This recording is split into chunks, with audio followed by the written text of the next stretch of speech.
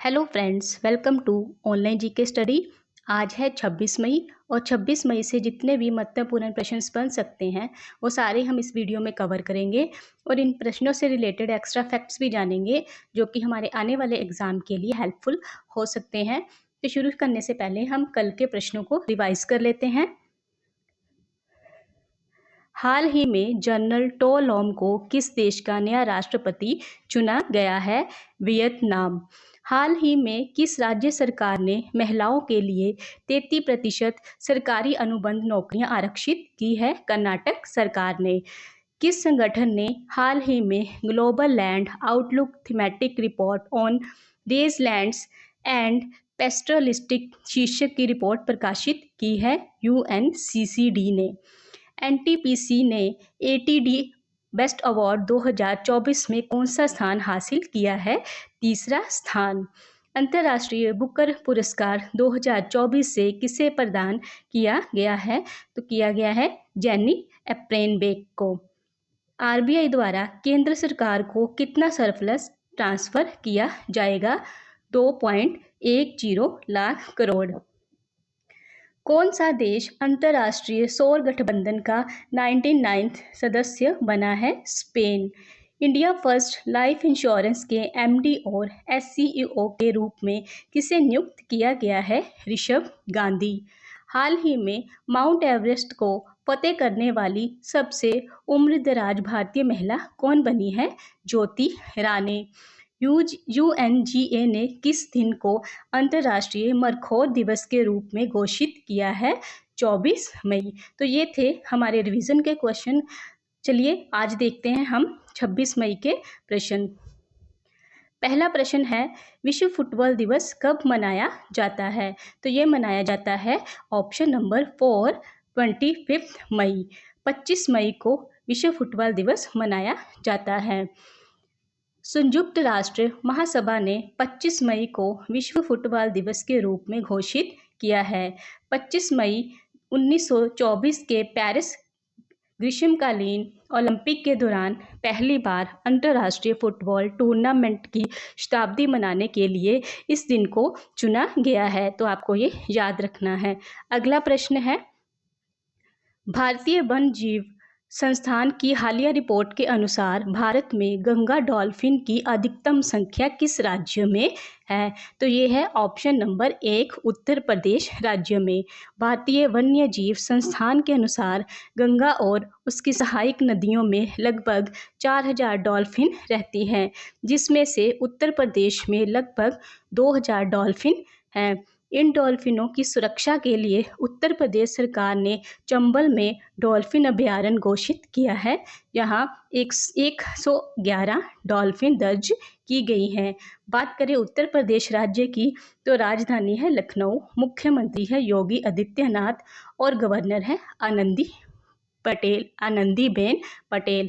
आपको ये याद रखना है। अगला प्रश्न है, पर्यावरण के संरक्षण में मान्यता प्राप्त करने वाला भारत का पहला हवाई अड्डा कौन बना है? तो ये बना है ऑप्शन नंबर 3 तिरुवनंतपुरम। तिरुवनंतपुरम अंतर्राष्ट्रीय हवाई अड्डे ने जीरो वेस्ट टू लैंडफिल की मान्यता प्राप्त करने वाला भारत का पहला हवाई अड्डा बनकर इतिहास रच दिया है। तिरुवनंतपुरम अंतर्राष्ट्रीय हवाई अड्डे को ZWL सम्मान प्राप्त होना सतत विकास के प्रति इनकी अटूट प्रतिबद्धता को दर्शाता है। तिरुवनंतपुरम भारत के केरल राज्य का सबसे बड़ा नगर और राजधानी भी है। आपको ये याद रखना है। अगला प्रश्न है, 10वां विश्व जल फोरम कहाँ शुरू हुआ है? यानी विश्व का 10वां जल मंच कहाँ शुरू हुआ है? तो ये हुआ है ऑप्शन नंबर 4 बाली में। 10वां विश्व जल मंच आधिकारिक तौर पर 21 मई को बाली इंडोनेशिया में शुरू हुआ है, जिसकी थीम है साझा समृद्धि के लिए जल। मंच ने 4 महत्वपूर्ण विषयों पर ध्यान केंद्रित किया है। पहला है जल संरक्षण, दूसरा है स्वच्छ जल और स्वच्छता, तीसरा है खाद्य और ऊर्जा सुरक्षा और चौथा है प्राकृतिक आपदाओं का शमन। तो यदि बात करें इंडोनेशिया की तो बाली जो है इसकी कैपिटल है, राजधानी है, और यहाँ के राष्ट्रपति हैं योको विडोडो। तो आपको ये याद रखना है। अगला प्रश्न है, वैश्विक इस्पात उत्पादन में भारत के कितने प्रतिशत वृद्धि दर्ज की है? तो ये की है 3.9%। वर्ल्ड स्टील एसोसिएशन के अनुसार अप्रैल 2024 में सकारात्मक वृद्धि दर्ज करने वाले दुनिया के टॉप 5 कच्चे इस्पात उत्पादकों में भारत एकमात्र देश है। वैश्विक स्तर पर दूसरे सबसे बड़े कच्चे इस्पात उत्पादक भारत ने अप्रैल 2023 की तुलना में 3.9% की वृद्धि दर्ज हासिल की है। वर्ल्ड स्टील एसोसिएशन 1967 में अंतर्राष्ट्रीय लौह और इस्पात संस्थान के रूप में स्थापित किया गया था और 2008 में इसका नाम बदलकर वर्ल्ड स्टील एसोसिएशन कर दिया गया था। इसका मुख्यालय है ब्रसेल्स, ब्राज़ील में, और इसके करंट चेयरमैन है जो कि एक भारतीय हैं, सज्जन जिंदल जी। तो आपको ये याद रखना है। अगला प्रश्न है, हाल ही में पहली एशियाई रिले चैंपियनशिप 2024 कहाँ आयोजित की गई है? तो ये की गई है ऑप्शन नंबर 2 बैंकॉक, थाईलैंड में। भारतीय टीम ने 4x400 मीटर मिश्रित रिले में एक स्वर्ण पदक जीता, जिसमें मोहम्मद अजमल, ज्योतिका श्री डांडी, अमोज जैकब और सुबह वेंकटेशन के साथ 3 मिनट 14.1 सेकंड का राष्ट्रीय रिकॉर्ड बनाया है।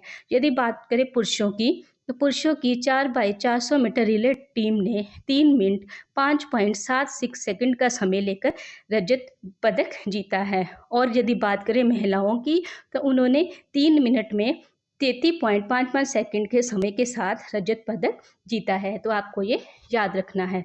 अगला प्रश्न है, शैलो एक्वायर प्रबंधन मॉडल कहाँ लॉन्च किया गया है? तो ये किया गया है ऑप्शन नंबर 3 तेलंगाना। हाल ही में तेलंगाना में अमृत योजना के तहत SAM पायलट मॉडल लॉन्च किया गया है।